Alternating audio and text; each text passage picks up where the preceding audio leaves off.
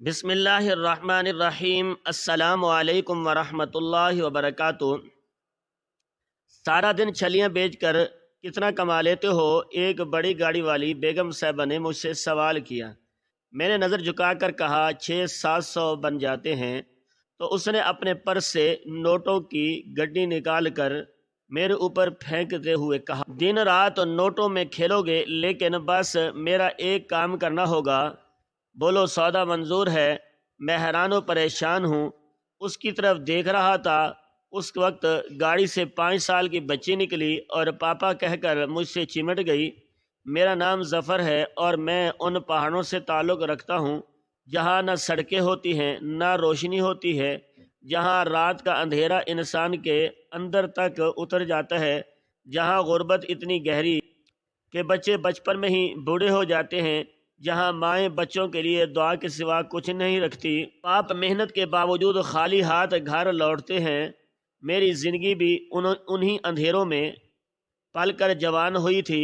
میری ماں باپ نے کبھی خواب نہیں دیکھے، کیونکہ انہیں یقین تھا کہ خواب دیکھنے والے روٹی نہیں کھا سکتے۔ ان کے لیے خواب صرف وہ ہوتے ہیں جو بھوک کی نیند میں دکھتے ہیں۔ بھی اسی طرح پل رہے تھے جیسے جنگل میں کوئی وقت بارش کے سہارے اگتا ہے۔ میں ان سب کے بیچ بڑا ہوا اور سوچا کہ کچھ کر کے دکھاؤں، کچھ ایسا جس سے ماں باپ کا چہرہ روشن ہو جائے، بہنوں کے ہاتھ پیلے ہو جائیں، بھائیوں کو عزت ملے۔ اور وہ دن آیا جب میں نے پہاڑ چھوڑا اور شہر آ گیا۔ میرے ہاتھ میں کوئی ڈگری نہیں تھی، میرے پاس کوئی سفارش نہیں تھی، میرے ساتھ صرف یہ امید تھی کہ میں کچھ نہ کچھ کھا لوں، میں کچھ نہ کچھ کما لوں گا تاکہ گھر والوں کی زندگی تھوڑی آسان ہو جائے۔ شہر میں آ کر سب سے پہلے جو کام ملا وہ تھا چھلی بیچنے کا۔ پہلے تو دل نہیں مانا، مگر پھر ماں کے چہرے کی جھریاں یاد آئی، باپ کی خاموش نظریں یاد آئی، بہنوں کے پرانے جوڑے اور بھائیوں کے ننگے پاؤں یاد آئے۔ تو دل نے کہا، ظفر اب پیچھے نہیں ہٹنا، اب ہاتھوں کو محنت کا رنگ دینا ہوگا۔ پھر کیا تھا، میں نے چھلی بیچنا شروع کر دی۔ ایک ٹھیلا خریدا، اس پر ایندھن رکھا اور کچھ چھلیاں خریدی اور شہر کے ایک مصروف چوراہے پر جا کر بیٹھ گیا۔ شروع میں لوگ حیران ہو کر مجھے دیکھتے تھے، اکثر کہتے تھے کہ تم تو شکل سے چھلنی بیچنے والے نہیں لگتے، کوئی تعلیم یافتہ انسان لگتے ہو۔ تو میں ہنس دیتا اور کہتا کہ مجبوری انسان سے سب کچھ کروا دیتی ہے، کوئی بھی خوشی چھلی نہیں بیچتا، سب کے پیچھے کوئی کہانی ہوتی ہے، اور میری کہانی بھی ایسی ہی تھی۔ دن بھر کی دھوپ میں کھڑا ہو کر جب چولہے کی آنچ چہرے کو جھلسا دیتی تھی اور پسینے سے کپڑے بھیگ جاتے تھے، تب دل چاہتا تھا کہ سب چھوڑ چھاڑ کر واپس پہاڑوں میں جا بسوں، لیکن پھر وہی ماں باپ یاد آ جاتے۔ کبھی بچے آتے جن کے پاس پیسے نہیں ہوتے، کبھی ان کے ہاتھوں میں کوئی پھٹا پرانا نوٹ ہوتا جو شاید کسی دکان سے رد کر دیا گیا ہوتا۔ وہ ہنستے ہوئے میرے پاس آتے اور کہتے، چاچا چھلی دے دو، یہ لو پیسے، اور میں چپ چاپ ان کو چھلی تھما دیتا، ان سے کچھ نہ کہتا، نہ ہی ان کے نوٹ کو لوٹاتا، کیونکہ مجھے بچوں سے پیار تھا، شاید اس لیے کہ میرے اپنے بہن بھائی بھی چھوٹے تھے اور میں انہیں ہر بچے میں دیکھتا تھا۔ شام کو ٹھیلا سمیٹتا تو بچی کھچی چھلیاں خود نہیں کھاتا تھا، بلکہ کسی اور بچے کو دے دیتا یا کسی کوڑے دان میں کچھ ڈھونڈ رہا ہوتا۔ شہر کا نظام بہت سخت تھا، ہر چیز کا کرایہ دینا پڑتا تھا، ہر روز کچھ نہ کچھ خرچہ نکلتا تھا، ایندھن کے پیسے الگ، چھلیاں خریدنے کے الگ، کبھی کبھی نقصان بھی ہو جاتا تھا۔ پھر بھی ماں کو ہر مہینے تھوڑے بہت پیسے بھیج دیتا اور خود کبھی خیراتی ہوٹل سے کھانا کھا لیتا تھا، کبھی فٹ پاتھ پر بھوکا سو جاتا تھا، لیکن مجھے شکایت نہیں تھی، کیونکہ میرے اندر امید زندہ تھی اور میں سوچتا تھا کہ ایک دن سب بدل جائے گا، لیکن وہ ایک دن کب آئے گا یہ پتہ نہیں تھا وہ دن آتا بھی ہے یا نہیں۔ شاید یہی سوال میرے ساتھ ساتھ جیتا تھا۔ میں اکثر خواب دیکھتا تھا کہ ایک دن میرا بھی گھر ہوگا، ایک دن میری بھی عزت ہوگی، ایک دن ماں کو ہسپتال میں علاج ملے گا، بہنوں کے لیے بھی کپڑے ہوں گے اور بھائیوں کو اسکول بیگ ملے گا۔ لیکن فی الحال ان خوابوں کو سچ کرنے کے لیے صرف ایک چھوٹا سا تھیلا تھا اور ایک تھکا ہوا سا ظفر جو دن بھر لوگوں کے تن سنتا تھا لیکن چپ چاپ ہنسا رہتا تھا۔ پر کچھ دنوں سے ایک عجیب سی بات ہونے لگی تھی۔ جس جگہ میں اپنا ٹھیلا لگاتا تھا وہاں سے سڑک کے پار ایک بڑی سی گاڑی آ کر روز کھڑی ہو جاتی تھی۔ اس کے شیشے کالے ہوتے تھے، اندر کچھ دکھائی نہیں دیتا تھا، پر میرا دل کہتا تھا کہ اس گاڑی کے اندر کوئی مجھے مسلسل گھور رہا ہے۔ میں جیسے ہی ٹھیلا لگاتا وہ گاڑی آ کر وہیں کھڑی ہو جاتی۔ پہلے میں نے سوچا کہ شاید یہ اتفاق ہے، لیکن اب روز ایسا ہونے لگا تھا۔ گاڑی اتنی دیر کھڑی ہوتی تھی جتنی دیر میں چھلیے بیچتا رہتا تھا اور بار بار میری نظر اس طرف اٹھ جاتی تھی۔ نہ جانے کیوں میرا دل بے چین ہو جاتا اور ایک عجیب سا خوف سا محسوس ہوتا، جسے کوئی مجھے بہت قریب سے دیکھ رہا ہو۔ میں خاموش رہتا، اپنے کام میں لگا رہتا۔ دل میں طرح طرح کے خیالات آتے تھے۔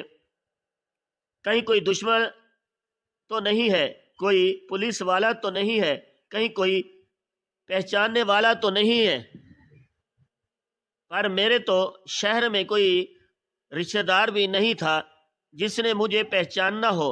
اس لیے پھر سوچتا تھا کہ شاید کوئی مجھ سے کچھ کہنا چاہتا ہے، یہ شاید کسی کی نظر میں کوئی خاص انسان ہو جو میں خود نہیں جانتا تھا۔ پر ہر بار گاڑی آتی، کھڑی ہوتی اور پھر رات ڈھلتے ہی چپ چاپ چلی جاتی، بغیر کسی اشارے کے، بغیر کسی کوئی دروازہ کھلنے کے۔ ایک سناٹا رہ جاتا اور میرے دل میں ہزار سوال جن کے جواب کہیں بھی نہیں تھے۔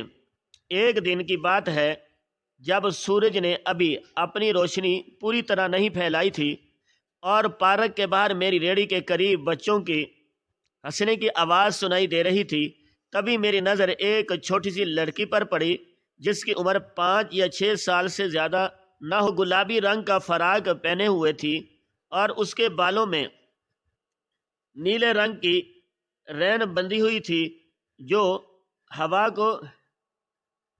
کے جھونکوں سے لہرا رہی تھی۔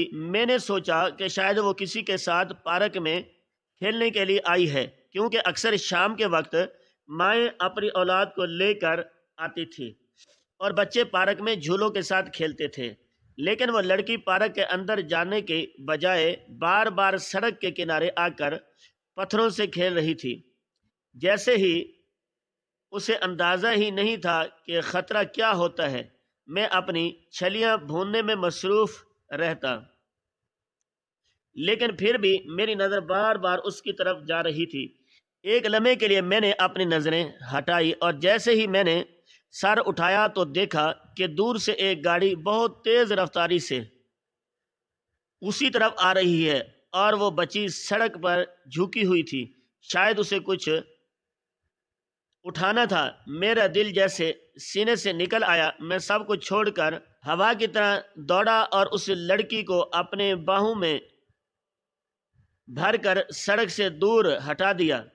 گاڑی اتنی تیز تھی کہ اگر ایک لمحہ بھی دیر ہو جاتی تو کچھ بھی ہو سکتا تھا۔ گاڑی والا تھوڑا آگے جا کر رک گیا، پھر تیزی سے دروازہ کھولا اور غصے میں چلانے لگا کہ دیکھ کر نہیں چل سکتے ہو، اگر کچھ ہو جاتا تو میری ہی غلطی بن جاتی۔ میں پہلے تو خاموش رہا، لیکن جب اس نے دوبارہ بدتمیزی کی تو میں اندر کا سارا غصہ پھٹ پڑا۔ میں نے اونچی آواز میں کہا کہ تمہیں نظر نہیں پارک ہے اور بچی سڑک پر ہے، اتنی تیز گاڑی چلا رہے ہو جیسے کوئی مقابلہ جیتنے جا رہے ہو۔ میں نے اس سے بحث شروع کر دی اور وہ بھی بدتمیزی پر اتر آیا اور کہنے لگا کہ زیادہ بکواس نہ کر ورنہ ابھی تمہیں یہیں سیدھا کر دوں گا۔ میری برداشت ختم ہو چکی تھی۔ میں نے کہا کہ میرے ہاتھ میں دیکھو، جن سے روز جھلیاں بھونتا ہوں، یہ ہاتھ کسی کے منہ پر پڑے تو وہ دن میں تارے دیکھ لیتا ہے۔ میرے چہرے پر وہ غربت کی جھریاں ضرور ہیں، لیکن میری آنکھوں میں وہ آگ ہے جو کسی کے غرور کو راکھ بناتی۔ ڈیڈے لڑکے صرف گاڑیوں میں بیٹھ کر مزے کرتے ہو، نعمتیں کیا خبر کہ یہاں نیچے زمین پر کیسے جیا جاتا ہے۔ وہ لڑکا شاید میری آنکھوں کی شدت دیکھ کر ڈر گیا اور پیچھے ہٹنے لگا اور کہنے لگا کہ اچھا ٹھیک ہے، تم اپنی اولاد کو سنبھال کر رکھو۔ اب اسے کیا بتاتا کہ وہ میری اولاد نہیں تھی، لیکن جب میں نے اسے اپنے باہوں میں اٹھایا تھا تو ایسے لگا جیسے میری اپنی بیٹی ہو۔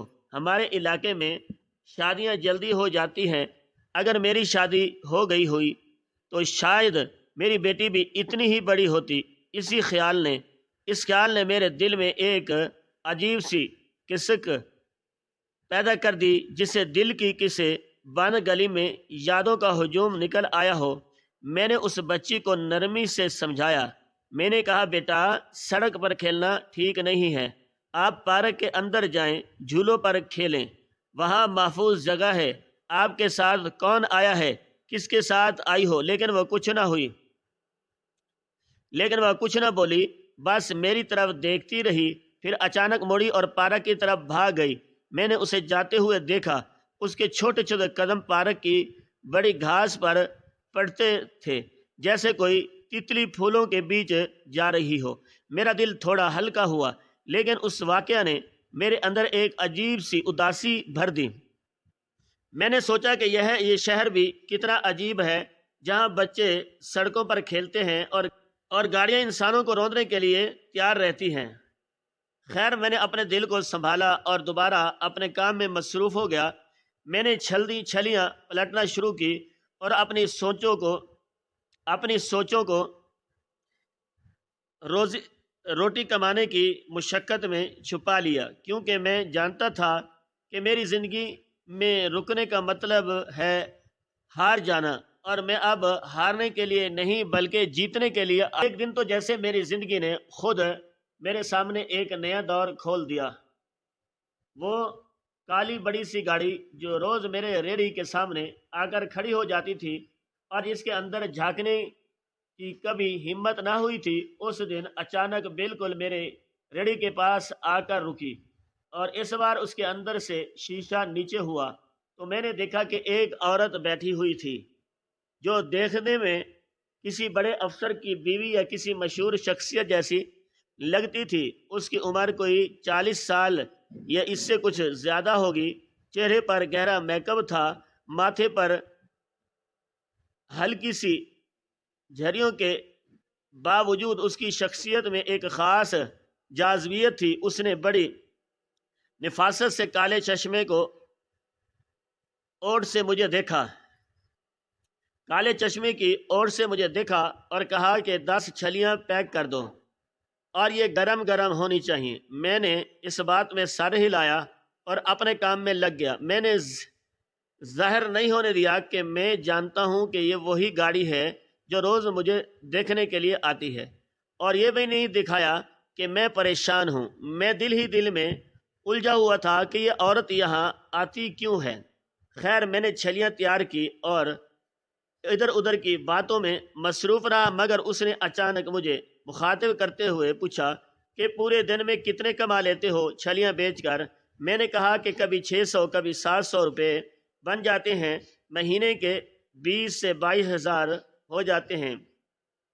اس نے حیرانی سے پوچھا کہ پھر اتنے میں گزارا ہو جاتا ہے؟ میں نے کہا کہ گزارا کیا ہوتا ہے، بس جتنے پیسے بچتے ہیں وہ گاؤں بھیج دیتا ہوں، خود تو یہاں جیسے تیسے گزارا کر ہی لیتا ہوں۔ پھر اس نے اچانک مجھ سے پوچھا کہ شادی ہوئی ہے تمہاری؟ میں نے کہا کہ نہیں، ابھی تک نہیں ہوئی۔ اس نے میرا نام پوچھا، میں نے بتایا اور ساتھ ہی اپنا سامان پیک کرنے لگا۔ جب میں نے شاپر میں چھلیاں ڈال کر اس کی طرف بڑھائی تو اس نے پیسے دینے کی بجائے اپنے بیگ سے نوٹوں کی ایک موٹی گڈی نکالی اور میری طرف پھینک دی، جو میں نے حیرت سے ہوا میں کیچ کر لی۔ میں سچ میں حیران رہ گیا، چھلیوں کے بدلے کوئی اتنے سارے پیسے کیسے دے سکتا ہے؟ میں ابھی کچھ کہنے والا تھا، اس نے خود ہی کہہ دیا کہ یہ چھلیوں کے پیسے نہیں ہیں، میں تمہیں ایک آفر دینا چاہتی ہوں، اگر تم نے میری بات مان لی تو تم دن رات نوٹوں میں کھیلنے لگو گے، بس تمہیں اپنا یہ ٹھیلا چھوڑنا ہوگا اور میرے ساتھ چلنا ہوگا۔ آفر ہی کیوں دے گا؟ میں نے پوچھا کہ کیا کام کرنا ہوگا؟ اس نے کہا کہ کام تمہیں بعد میں بتایا جائے گا، ابھی بس اتنا سوچ لو کہ کیا تم میرے ساتھ چلنے کے لیے تیار ہو یا نہیں، کیونکہ ایسے موقع بار بار نہیں ملتے اور یہ سب نصیب میں نہیں ہوتے۔ میں نے ایک لمحے کو سوچا، پھر اس گڈی کی طرف دیکھا جو میرے ہاتھ میں تھی۔ یہ کمائی میری آدھی زندگی میں بھی نہ ہوتی، اور اگر اس عورت نے یہ صرف پیشگی دی ہے تو اصل میں کیا ہوگا؟ میرا دماغ چکرا گیا، لیکن پھر اندر سے ایک آواز آئی کہ شاید یہی وہ لمحہ ہے جس کا انتظار میں ہمیشہ کرتا رہا ہوں، شاید میری تقدیر کا دروازہ ہی یہی ہے جسے کھولنے کے لیے مجھے اپنے پرانے راستے چھوڑنے ہوں گے۔ اور میں نے ہاں کر دی۔ اس نے مسکرا کر کہا، ویگو گاڑی ہے میری، پیچھے کھلی جگہ ہے، بیٹھ جاؤ، میں تمہیں اس جگہ لے جا رہی ہوں جہاں تمہاری قسمت بدل جائے گی۔ میں نے اپنے ٹھیلے پر آخری نظر ڈالی اور دل میں ماں اور بہن بھائیوں کا خیال لا کر اللہ کا نام لے کر گاڑی پر چڑھ گیا، اور گاڑی چلی تو میں ساری راہ خوابوں میں ڈوبا رہا۔ میں سوچتا رہا کہ شاید اب وقت آ گیا ہے جب ماں کی جھریاں ختم ہو جائیں گی، جب بہنیں نئے کپڑوں میں سجیں گی، جب بھائی سکول جائیں گے، جب مجھے کوئی نیچا نہیں دکھائے گا، جب میں سڑک کے کنارے ٹھیلا نہیں لگاؤں گا بلکہ ایک فخر سے زندگی گزاروں گا۔ گاڑی شہر کے ایک پوش علاقے میں ایک بڑے سے بنگلے کے سامنے آ کر رکی۔ جیسے ہی گاڑی رکی، اس کے گیٹ پر کھڑے نوکر فوراً دوڑے اور دروازہ کھولنے لگے۔ میں گاڑی سے اترا تو حیرت کی انتہا نہ رہی۔ وہ بنگلہ کسی خواب جیسا لگتا تھا، اونچی دیواریں، بڑی کھڑکیاں، سنگ مرمر کا فرش اور اندر تک جاتی ہوئی لمبی راہداری جیسے کسی فلم کا سین ہو۔ اس نے مجھے کہا کہ اندر آ جاؤ، اور میں اس کے ساتھ چل پڑا۔ دل میں انجانے خدشے بھی تھے، لیکن امیدوں نے بھی ڈھانپ رکھا تھا۔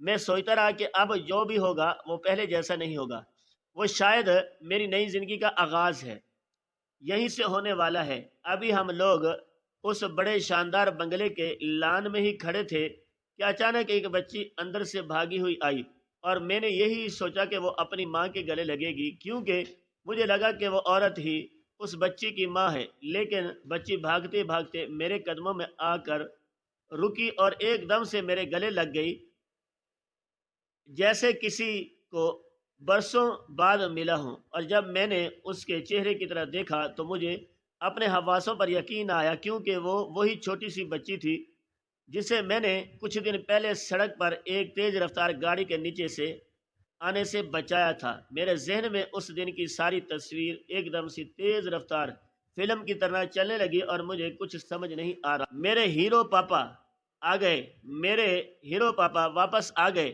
ماما، یہی وہ ہیرو پاپا ہیں جنہوں نے مجھے بچایا تھا۔ میں اس کے الفاظ سن کر ایک لمحے کے لیے ساکت ہو گیا، کیونکہ میرے لیے یہ بہت عجیب تھا کہ وہ مجھے پاپا کہہ رہی تھی، جبکہ میں نہ اس کا باپ تھا، نہ کسی کو جانتا تھا، نہ ہی مجھے یہ عورت پہلے سے جانتی تھی، یا کم از کم مجھے ایسا ہی لگتا تھا۔ لیکن نہ جانے کیوں میں نے اس بچی کو خود سے الگ نہیں کیا، نہ ہی میں نے اس سے یہ کہا کہ میں تمہارا باپ نہیں ہوں یا مجھے چھوڑ دو۔ میں نے صرف اس کا ننھا سا ہاتھ تھاما اور اسے بہت نرمی سے اپنے ساتھ اندر لے آیا، کیونکہ اس کے ہاتھ میں کینولا لگا ہوا تھا اور وہ کسی بیماری سے نڈھال لگ رہی تھی۔ اس کی کلائی پر سفید پٹی بندھی ہوئی تھی اور اس میں ڈراب کی نلکی گزری ہوئی تھی۔ میں نے بڑے احتیاط سے اس کا ہاتھ تھاما اور میرے ہاتھ کو ایسے پکڑ کر مجھے گھر کے اندر لے جا رہی تھی جیسے برسوں سے میرا ہی انتظار تھا۔ میں اس کے ساتھ اس وسیع عریض گھر میں داخل ہوا جہاں ہر چیز کسی محل جیسی تھی، مگر میں ہر طرف صفائی ستھرائی چمک دمک اور اسیشے کے بھرمار تھی، جیسے ہر خواب کا رنگ یہاں موجود ہو۔ وہ بچی مجھے صوفے پر لے جا کر بٹھا گئی اور میرے ساتھ ہی بیٹھ گئی۔ تبھی وہ عورت بھی اندر آئی اور نوکرانی کو آواز دی کہ کھانے پینے کا انتظام کرو، اور کہا کہ کھانے پینے کا وقت ہو گیا ہے، اب مہمان کو کچھ کھلاؤ۔ میں نے فوراً کہا کہ نہیں، میں کھانا نہیں کھاؤں گا، میں بس یہ سب سمجھنے آیا ہوں کہ کیا ہو رہا ہے۔ تو وہ مسکرا کر بولی، اب تو تم نے یہیں رہنا ہے تو شرمانے کی ضرورت نہیں ہے، اور کھانے کا وقت ہے تو کھانا ہی پڑے گا نا۔ نوکرانی نے دسترخوان لگایا اور کھانے میں وہ سب کچھ تھا جو میں نے شاید اپنی زندگی میں کبھی دیکھا بھی نہ ہو، کبھی سنا بھی نہ ہو۔ طرح طرح کے کھانے، خوشبو کا طوفان، اور بچوں کے لیے مخصوص برتن بھی میز پر رکھے گئے۔ پھر میرے لیے چائے بھی بنوائی گئی اور وہ بچی میری گود میں سر رکھ کر لیٹ گئی، جیسے برسوں سے میرا ہی انتظار تھا، جیسے اسے یقین ہو کہ اب میں اسے چھوڑ کر نہیں جاؤں گا۔ میں اندر سے حیران بھی تھا، پریشان بھی، لیکن تھا تبھی وہ عورت میرے قریب آئی اور نرمی سے بولی کہ اب میں تمہیں اصل بات بتانے لگی ہوں، پوری توجہ سے سنو، اور برا مت مناؤ، اور نہ مجھے غلط سمجھنا، کیونکہ جو میں کہنے جا رہی ہوں وہ عام بات نہیں ہے، یہ تمہاری زندگی بدلنے جا رہا ہے۔ اور شاید میں بھی خاموش ہو گیا اور اس کے چہرے کی طرف دیکھنے لگا، کیونکہ مجھے لگ رہا تھا کہ اب وہ راز کھولنے والا ہے جو مجھے اس گھر تک لایا تھا، اور وہ کہانی شروع ہونے والی تھی جس کا آغاز ایک چھلی سے ہوا تھا۔ اس عورت نے ایسا اپنی بات شروع کی اور کہا کہ اس کا نام صفیہ ہے، اس کا نام سفینہ بی بی ہے، اور اس کے لہجے میں ایک عجیب سی ٹوٹ پھوٹ تھی، جیسے ہر لفظ کے ساتھ ایک زخم کھل رہا ہو۔ اس نے کہا اس کے شوہر بہت اچھے انسان تھے اور اپنی بیٹی ماریا سے بے حد محبت کرتے تھے۔ وہ ماریا جو ابھی میری گود میں سر رکھے خاموشی بیٹھی تھی اور ہر لمحہ میری انگلیوں کو تھامتے ہوئے تھے۔ سفینہ بیوی کہنے لگی کہ بیٹیوں کا رجحان ویسے بھی باپ کی طرف زیادہ ہوتا ہے، اور ماریا کا دل تو بس اپنے باپ میں، لیکن وقت نے ان کے ساتھ بہت بڑا ستم کیا، اور ایک دن اچانک ایک حادثہ ان کی شوہر کی ہمیشہ کے لیے ان سے دور لے گیا۔ وہ بولتے بولتے رک گئے، جیسے اپنے آنسوؤں کو روک رہی ہو۔ پھر اس نے کہا کہ اس حادثے کو 6 مہینے ہو چکے ہیں، اس صدمے سے باہر نہیں آ سکتی، اس کی حالت اتنی خراب ہو چکی ہے کہ ڈاکٹرز کہتے ہیں کہ اس کا خون نہیں بن رہا۔ اور یہ بات کہہ کر وہ خاموش ہو گئی، جیسے اس نے خود بھی اس جملے پر یقین نہ کیا ہو۔ پھر کہنے لگی کہ کسی نے اسے مشورہ دیا کہ وہ دوسری شادی کر لے تاکہ ماریا کو ایک باپ کا سایہ دوبارہ مل سکے، تنہائی سے باہر نکل آئے۔ وہ بولی کہ 1 مہینہ پہلے اس کے رشتہ داروں نے ایک آدمی کا رشتہ دکھایا، اس سے بات بھی ہوئی، لیکن سفینہ نے محسوس کیا کہ وہ آدمی ماریا سے شروع سے ہی چڑھتا تھا۔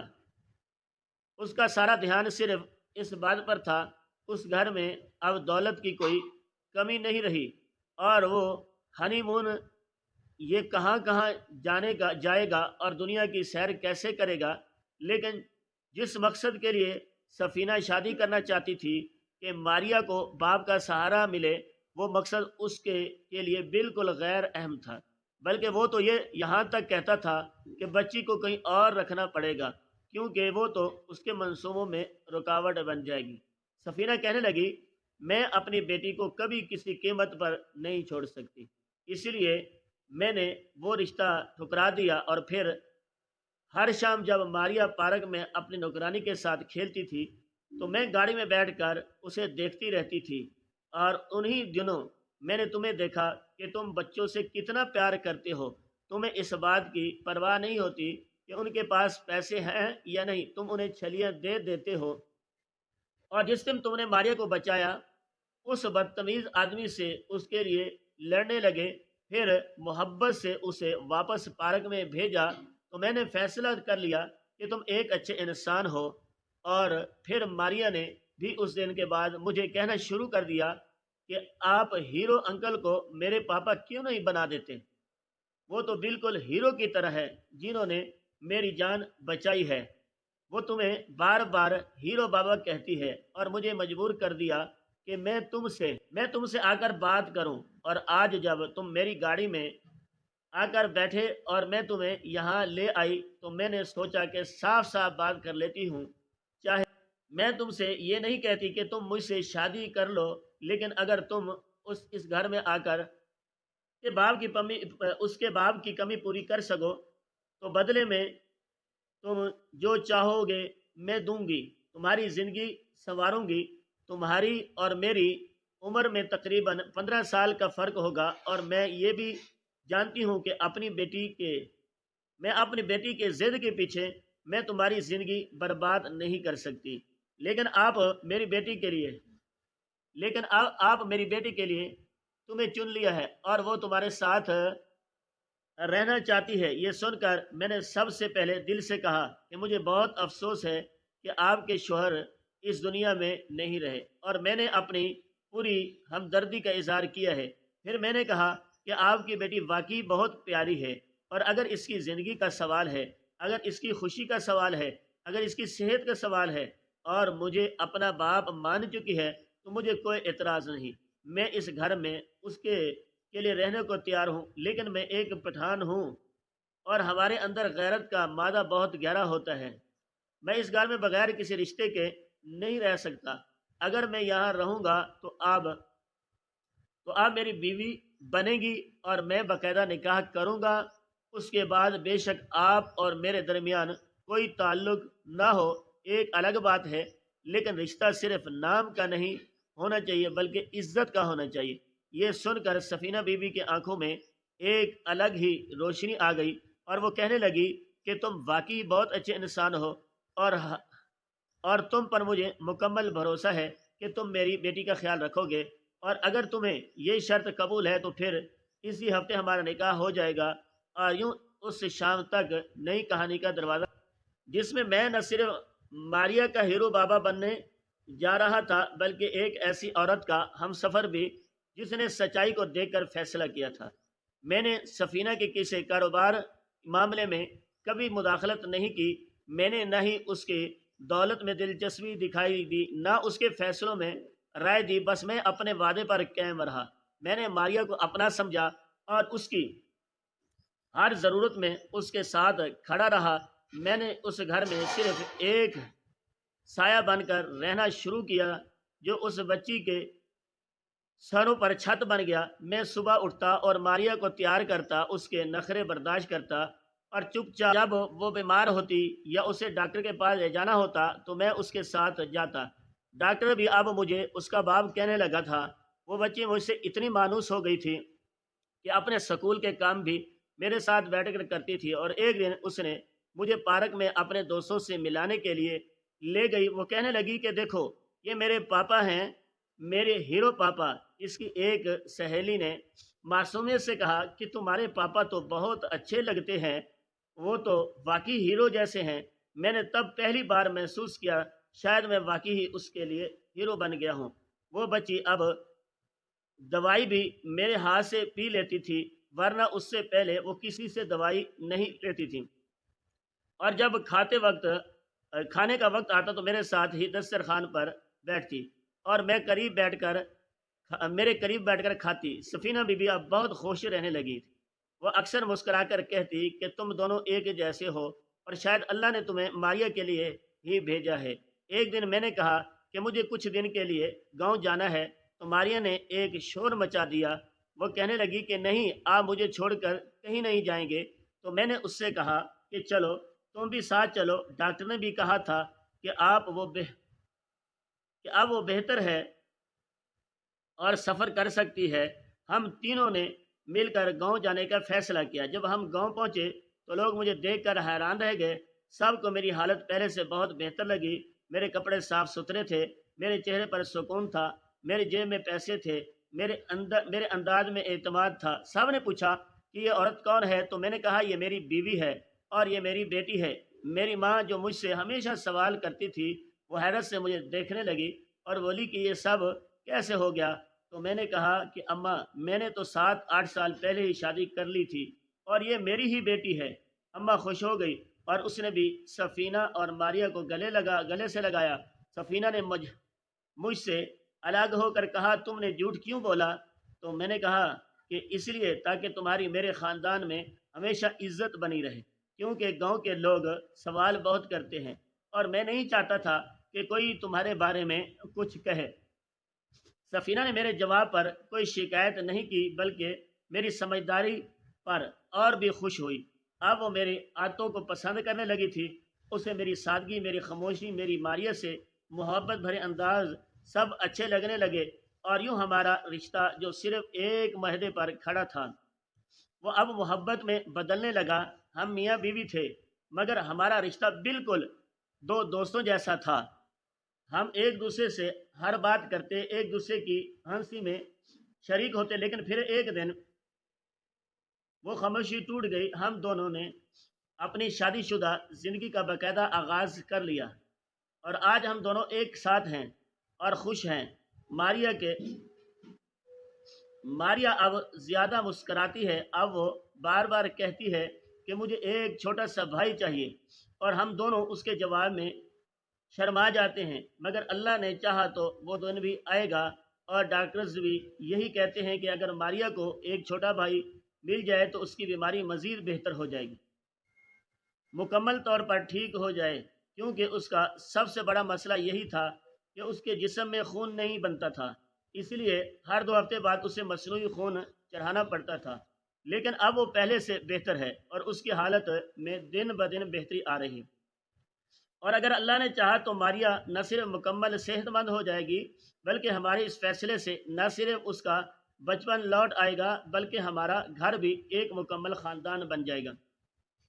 बस यही थी मेरी ज़िंदगी की कहानी, जिसमें एक मुखलिस औरत और एक प्यारी सी बच्ची ने अगर सब कुछ बदल दिया। मेरी ज़िंदगी जो कभी सिर्फ एक रेडी तक महदूद थी, जो कभी सड़क के किनारे चंद सिक्कों के इंतज़ार में गुजर जाती थी, आज वो एक मुकम्मल और भरपूर ज़िंदगी बन चुकी है। मैं जब पीछे मुड़कर देखता हूँ वो दिन जिसे ख्वाब लगते थे, जब मैं बच्चों के पार्क के बाहर छलियाँ बेचता था, जब मैं पैसे ना होने की वजह से खैराती खाना खाता था और जब मेरे ख्वाब सिर्फ माँ बहन भाइयों के चेहरों पर मुस्कुराहट लाने तक महदूद थे। लेकिन आज अल्हम्दुलिल्लाह अल्लाह ने मुझे इतना नवाज दिया है कि मैं उन सब की ज़िंदगी में आसानियाँ ला सकता हूँ। मैंने अपने माँ बाप को शहर लाने की कभी ज़िद नहीं की, क्योंकि वो खुद उस गांव की मिट्टी में रच बस गए हैं। वो वहीं की ज़िंदगी को अपना चुके हैं और वहीं खुश हैं। मैंने उनकी मर्ज़ी का एहतराम किया, लेकिन उनकी ज़िंदगी बदलने में कोई कसर नहीं छोड़ी। मैंने बहन भाइयों को अच्छे स्कूलों में दाखिल करवाया, उनकी तालीमी अखराजात और दूसरी ज़रूरियात के लिए हर महीने एक खतीर रकम भेजता हूँ। मेरी माँ अब दूसरों के घरों में काम नहीं करती, वो अब सिर्फ आराम करती है और मेरे वालिद गांव में सब की नज़रों में इज़्ज़त का निशान है, क्योंकि उनका बेटा शहर में न सिर्फ कामयाब है बल्कि एक बड़े घर का दामाद है।